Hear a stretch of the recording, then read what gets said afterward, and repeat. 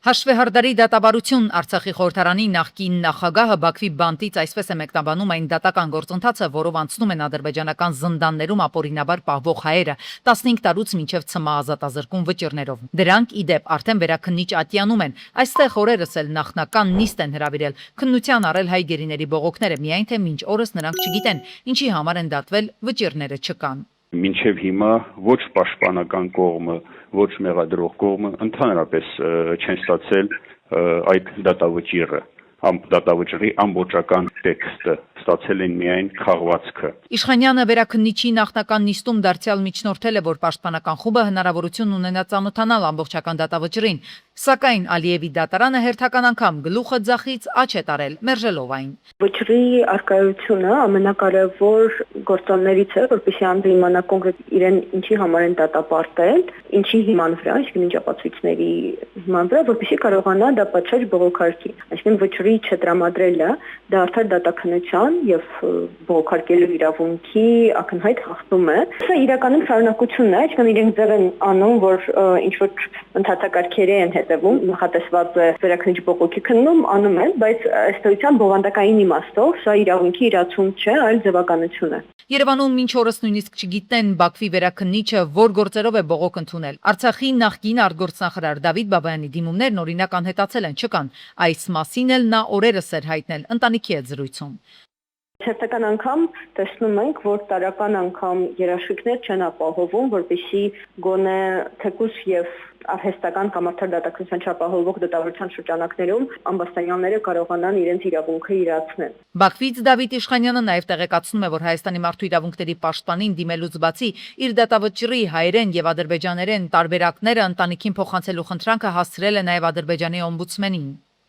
Նաև խոստացա, որ մի բան կանի, որպեսզի ադրբեջաներեն տարբերակը իմ ընտանիքին, իմ հարազատներին հասնի, բայց ոչ Հայաստանի պաշտպանից մարդու իրավունքների, ոչ Ադրբեջանի որևէ նորություն, որևէ տեղեկատվություն չկա։ Ցավոք սրտի Հայաստանի մարդու իրավունքների պաշտպանը որևէ լծակ չունի դա երաշխավորելով։ Կարող է իհարկե փորձել միջնորդել, բայց ըստ էության սա էլ է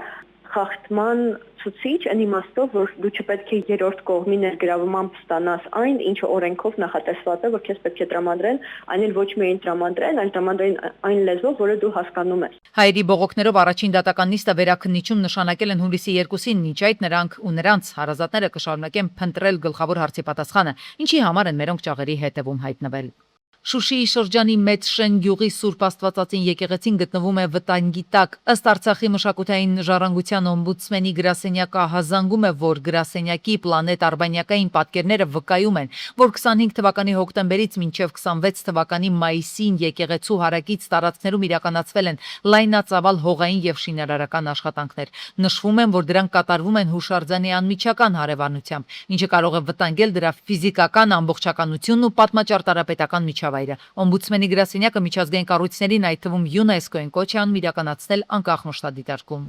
700,000 տոննա կոշտ կենցաղային աղբ է գոյանում ամեն տարի Հայաստանում։ Մեկ հայաստանցին օրական ստեղծում է մինչև 800 գրամ թափոն, եվրոպացուց 2.5 անգամ պակաս։ Բայց այսքանով լավ նորություններն ավարտվում են։ Երկրում կա 100-ից ավելի բաց աղբավայր, սակայն չկա ոչ մի աղբի տեսակավորում, ոչ էլ ենթակառուցվածք, կմնա թղթի վրա։ Կառավարությունը հարցի լուծումը փորձում է տալ նաև լիզինգի միջոցով։ Դրանք շատ կոնկրետ սարքավորումներ են, որոնք հենց նախատեսված են թափոնների երկրորդային հումքի վերամշակման համար, ու ենթադրենք արտադրողը իր մոտ նաև դնում է թափոնի վերամշակման սարքավորում, հա։ Եթե մենք ընտրում ենք այն մոդելը, որ թափոնների վերամշակումը լոկալիզացնում ենք,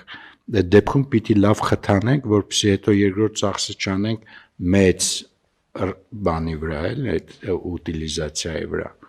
Հայաստանում տարեկան գոյացող 12,000 տոննա պլաստիկ շշերից չի հավաքվում գրեթե ոչինչ։ Անվադողերի 80%-ը պարզապես այրվում է։ Պատճառը պարզ է, վնասակար նյութերի մեջ չակերտավոր փող չկա, եւ աշխարհի ցանկացած զարգացած պետությունում դրանց վերամշակման ծախսը դրված է բիզնեսի վրա։ Կառավարությունը մշակել է օրինագիծ, որը ենթադրում է բնապահպանական վճարներն այսուհետև պետք է ուղղվեն հենց այս խնդրի լուծմանը։ Առանձին ինքը չէ տարանջատվում որպես բնապահպանական վճար եւ ուղղվում բնապահպանության համար, այլ գնում էր ընդհանուր բյուջե։ Իսկ հիմա արդեն ոնց որ կտարանջատվի ու կողվի, ասենք օրինակ վերամշակողներին, իսկ վերամշակողները կունենան համապատասխան գումար այդ թափոնները ուտիլիզացնելու համար։ Ենթադրվում է, որ օրինակ 1 տոննա պլաստիկի հումք ներմուծելուց գանձվող, ասենք 100,000 դրամ բնապահպանական վճարը կգնա պետական խողովակներով եւ կհասնի այն բիզնեսմենին, ով այդ հումքից պատրաստված ջրի օգտագործած շիշն է հետագայում վերամշակելու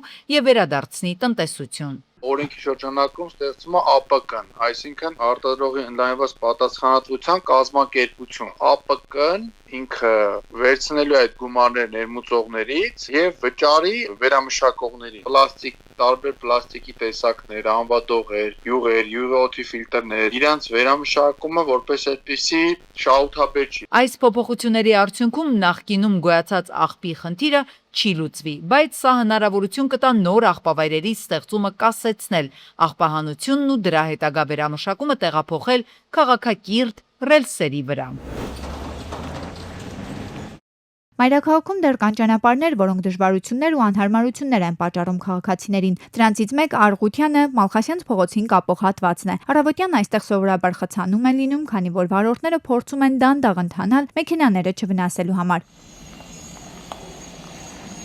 Անգամ եղել են դեպքեր, երբ ավտոմեքենաները փոսերից փախցնելու համար բախվել են իրար երջանիկ պատահականությամբ առանց զոհերի, առանց վիրավորների։ Մինչդեռ Արգուտյան փողոցի մոտ 1 կիլոմետրանոց ճանապարհահատվածն ամբողջությամբ ասֆալտապատվել է։ Թե ինչու է այդքան հատվածը մնացել, հայտնի չէ։ Փոխարենը վարորդներն ամեն օր նորից մեքենաներ են վնասում, անբահեցաններ կոտրում։ Բնակիչները պատուհան բացել չեն կարողանում, անտանելի փոշի է։ Ավիրակից գնում են այն լավ ճանապարհը, որ սարքել են։ Մի քանի մետր հատված է։ Ուզենան ժամերի ընթացքում ասֆալտապատումը կանեն։ Վարորդներն ու բնակիչները կոչով պատասխանատուներին են դիմում գործն ավարտին հասցնելու համար ու այդ փոքրիկ հատվածն ի վերջո ասֆալտելու համար։ Նոր վարչական շրջանի Վիլնյուսի 53 եւ հարակից շենքերի բակերն են դիտահորերի խցանման պատճառով կեղտաջուրը կուտակվում է այստեղ, նաեւ լցվում է շենքերի բակեր ու խաղահրապարակ։ Ոնց եք դիմանում ես հոտին։ Հիմա հետաքրքիր է։ Այս կադրերը տեսնելուց հետո Վիոլա ջուրն ու նոր-նորքի թաղապետը նորից պիտի ասեն, թե մենք գույները խտացնում ենք, չափազանցնում ենք, այստեղ պիտի լինեք, որ հոտը զգաք, ամբողջ տարածքը հարակից շենքի, այգի ծառերը, սիրուն ծառերը, խնամված ծառերը, այդ ծառերը մի որոշ ժամանակ հետո կարող չորանան, քանի որ կեղտաջուրը սաղ լցվում այդ ծառերի արմատների մեջ։ Կարշահոտն ամենուր է, համաճարակի վտանգը օրորի մեծանում է, բնակիչների վերջին ամիսներին է վիճակը սրվել, պատուհան բացել չեն կարողանում անցուդարձ անել եւս։ Այդ ծառերը սաղ կչորան ես կողաջրի պատճառով։ Վեոլիա ջրին ու նոր վարչական շրջանի ղեկավարի աշխատակազմին են դիմել, քայլեր չեն ձեռնարկում, ասում են քաղաքացիները։ Իսկ իրենք այս հակասանիտարական պայմաններում մանավանդ օրերը տաքանալուն պես չեն կարողանա ապրել։ Ու եթե մոտակա օրերս հարցին որևէ կերպ լուծում չտրվի, որոշել են դիմել կտրուկ միջոցների։